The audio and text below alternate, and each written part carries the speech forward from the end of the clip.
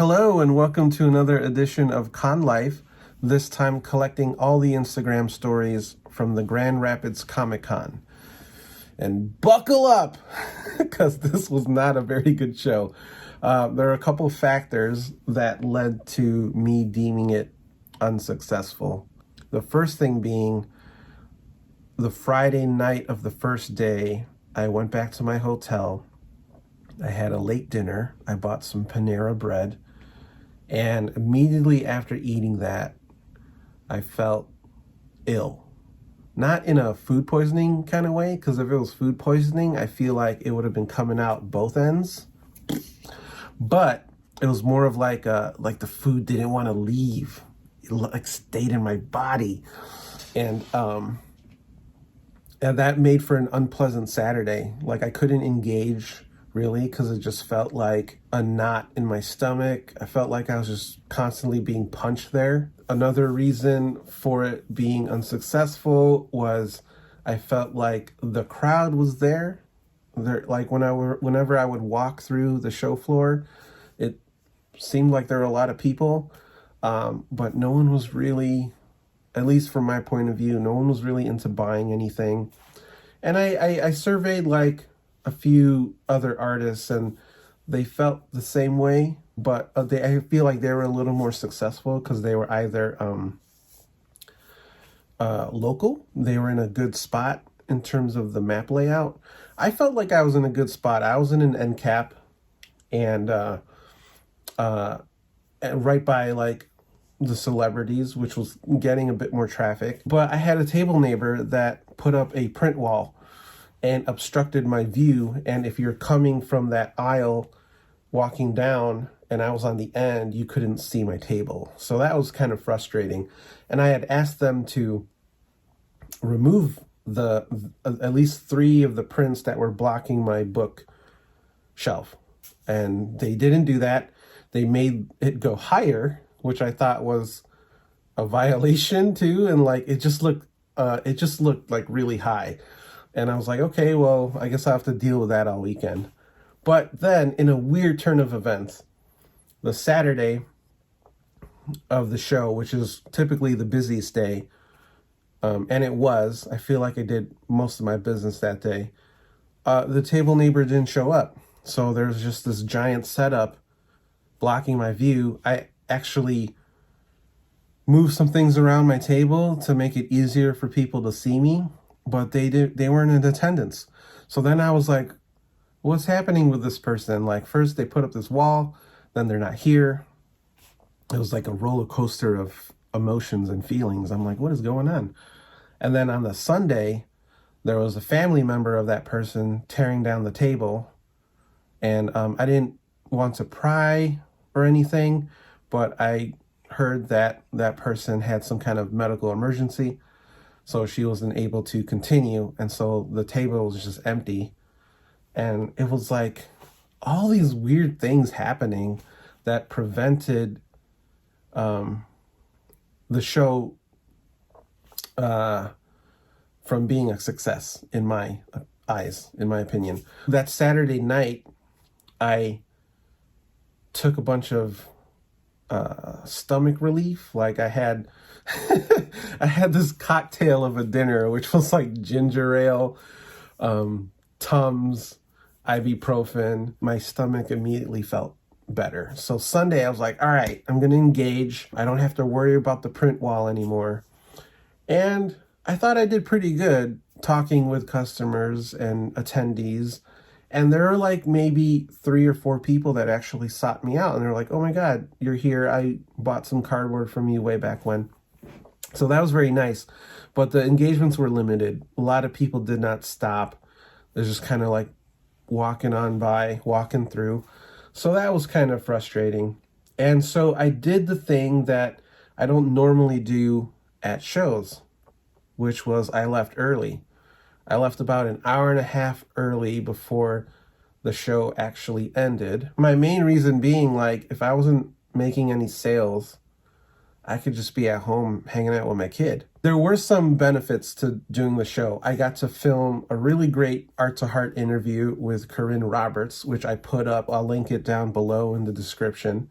really great interview, really fun and engaging interview, and she was game. I got to see some creator friends that I know and admire. It was not a great success for me. I don't think I'll do that show again. I was telling people that I was talking to, other vendors and artists, that when the show first premiered, it was kind of like this indie darling. They had the venue in a high school, and it was like packed. I think, there's a fever there. People really wanted a show in Grand Rapids. And I did the show with my buddy Miker, and it was like, if you walked outside, it was like Field of Dreams. Like, you just saw a line of people. They had to call the fire department. They had to turn people away. It was just packed. And I was like, wow, I love the kind of chaotic, manic energy of the whole thing. They tried it at a different venue. Same thing happened. They had to shut it down. It was so packed. And then I felt like when they finally found this venue, the Devos, or the DeVos place, I felt like that energy sort of dissipated because there was so much space. And I get it. You want to be able to accommodate everyone. But yeah, I think once they found that location, it didn't have that kind of manic energy that it used to. So those are my thoughts on my experience at Grand Rapids Comic Con. I'm sure a bunch of other people had a different experience, a more successful one, which is great. I did pick up some things. So, this is a very long intro. Sorry about that. This is a very long intro for a very short con life, because I did not take a ton of Instagram stories because, again, there wasn't a lot of engagement, and, I was kind of just sitting there. Take a look at this con life, and when we come back, I will show you some pickups. Why is my car telling me I need a coffee break? I do not know. Yeah, I've been publishing a lot of different comics.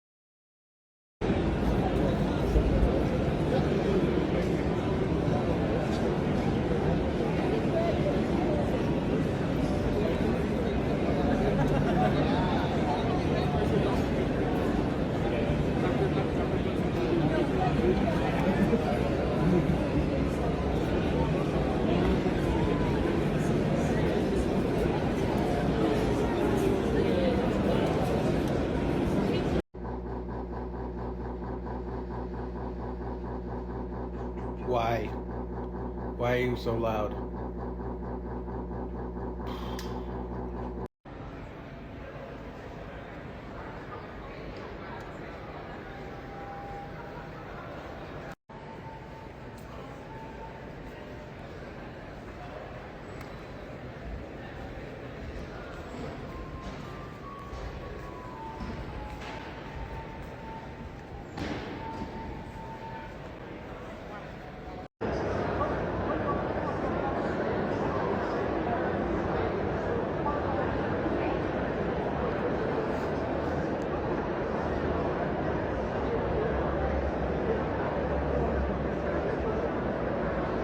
The book called My Very Funny Dad.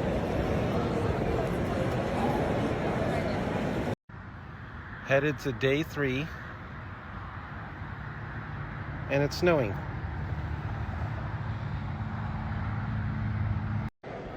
In a surprising turn of events. What is happening? Day 3, yo. Hey, look who I just talked to. Corinne. Ha! Grand Rapids, day 3. Yes, almost done. Woo! I'm excited. Well, actually, no, we're starting. We're Yeah. starting, but the convention is almost done. Yeah. Did you have a good show? Yes. Yes. Wonderful. Yeah. Come see Corinne. What's your booth number? 7:33. 733. Get it.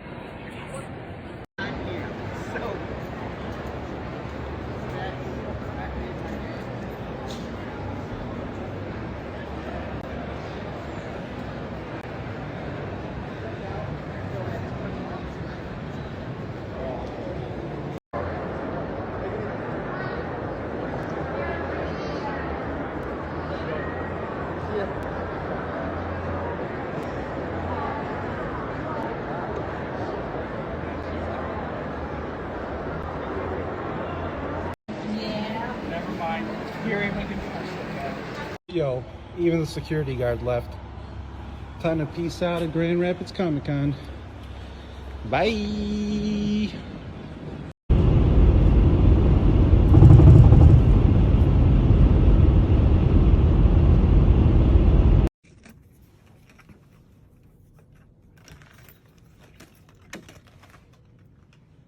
So there you go. That is Grand Rapids Comic Con. Again, I did not have the best time, but I did everything I could to make it worthwhile. I did make my table back. I will say that. I did make my table back and part of my hotel, but then there was still gas and stupid food. Dang Panera. So this was a first. I don't normally do this, but there was a lady there selling video games. And during the pandemic, I made a list of all these Nintendo Switch games that I thought would be fun to fun to own. This lady had one. So I bought a video game at a convention. And it is Super Blood Hockey for the Nintendo Switch. And this was like a special collector's edition. It comes in a retro NES case, which I thought was really cool. And it has a manual, which a lot of Switch games don't have. This was like an indie game that got a physical release, I don't know, through Premium Edition or Limited Run. So yeah, I got a Nintendo Switch Super Blood Hockey. And then while doing my Art to Heart with Corinne, she gave me a copy of the latest Adventures of Pip the Dragon, Out and About the Storm. So if you ever run into Corinne at a show, you should pick these books up. They are wordless. They're all visual comics, which is great because she is a great visual storyteller. And they're just about these adventures of this dragon named Pip, whom she modeled after her puppy. And in the back, they have little tutorials on how to draw. So you get a really great package here when you buy a book from Corinne. So thank you, Corinne, for Out and About the Storm. And then on my way out, I stopped by Andrew Heath's table. He's an illustrator and a designer. And he had these things here that I thought would be perfect for Marty's room, because Marty has a very Back to the Future themed nursery. But he's doing these things called Andrew Heath's Frozen Culture. And check this out. They are officially licensed Back to the Future collectibles, and they're blind boxes. So I don't know which ones I got, but I got 2 of these. And these are the ones that you can get here, from the license plates to the DeLorean to the hoverboard. So I'm super excited to open these and put them in my baby's nursery. Should I open one now? Maybe. Let's open one now, okay? So I'm gonna open this one and we'll see what we get. Oh, that was exciting. So yeah, they're like these little pop figurines, kind of. I got the license plate. This is cool. He's got some other ones coming out, but they go on a little display like this, and then I could just put them like that. That's so cool. I didn't pick this up at the con, but I did read it at the convention because I had a lot of downtime. This is a autobio comic by Zoe Thorogood, published by Image. It's Lonely at the Center of the Earth. A very meta autobio comic about this artist who kind of records her own life for about 6 months during the pandemic. And it's a really engaging read. Beautifully illustrated. I think it's already going for a second printing, so congrats to her. And yeah, pick this book up. This kept me entertained while thousands of people just walked by my table. So that is the con life for Grand Rapids Comic Con. Not the best show, not the most successful show, but you know, it's one to grow on. So take care. I hope you enjoyed this video, and we will see you on the next.